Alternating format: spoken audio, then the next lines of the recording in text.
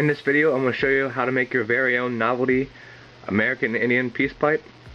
It's not going to be the exact replica of theirs, but a general idea. The tools you'll see in this video is also listed in the description. Tools I may have missed in the beginning. But first you want to start off by cutting off two end pieces in similar sizes of the wood you're working with and set them aside. Take your utility knife and remove all the bark. Also use your Dremel to remove all knots and twig pieces. Take your biggest drill bit and drill in a hole as far as you can. Now take one of the end pieces you cut off, fit it to the end and removing the bark and shape it with a Dremel. The end pieces and where you drill your hole. This piece will need to be fit the inside of the pipe, so you'll need to shape it up a bit. Also mark with your pencil if needed. Use your pencil and score on top of the wood pipe itself, where you'll be able to drill your hole off the end of the pipe using your knife and your Dremel to remove the remaining wood from the section. This area will need to be rounded with the curve of the wood. Take the first piece you cut off to fit inside and glue it inside. Push it all the way in. Let it dry. I fast forwarded past the drying time, of course. Take your small drill bit and drill a hole inside the piece you glued inside the pipe. Take that second wooden piece, fit it on the end, and remove any of the bark on the piece and use your Dremel to shape the wood if needed. Now glue that piece on. Let it dry for an hour or so. Now that your piece is dry, take your pencil and mark around the pipe for your design. Most wood burners come with extra fittings, so this is one of the steps you want to pre-do before you even do onto your wooden piece. You want to try it out on something else to see what you would like.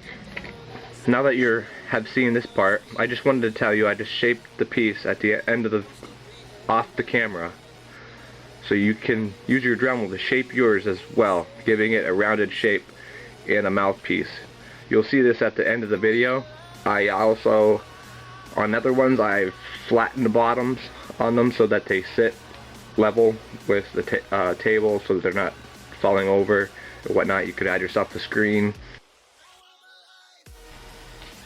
Well, I've sanded this one down with the Dremel bit, and I had to do a little bit of patch up because I went a little too far and it started to come through. It's a good thing I caught it quick and patched it up with some nail hole sealer.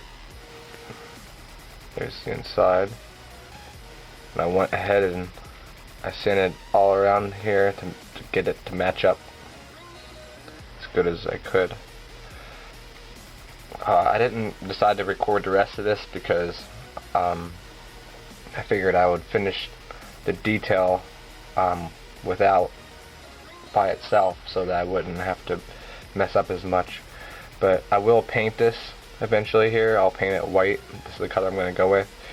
Go in white in between, and then I could fix around these edges here. I mean, it came out pretty decent.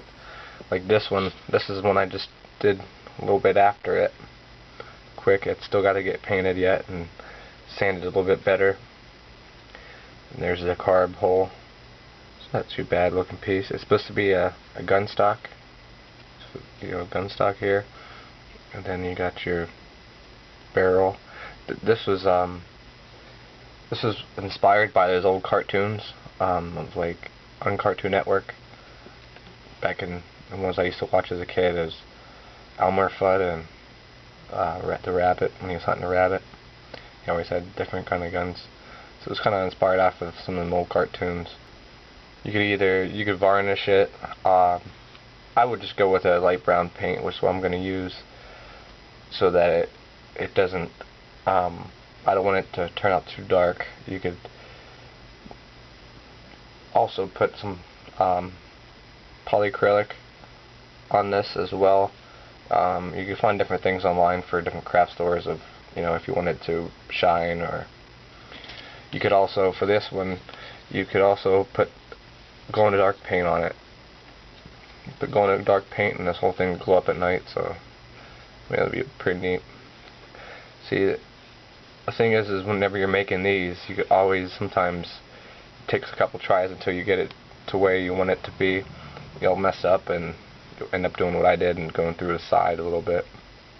But it's not too bad because, you know, this is just drying up now. I'll just sand it down a little bit.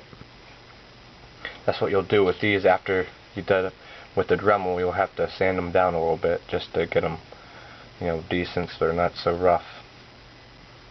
Not too bad.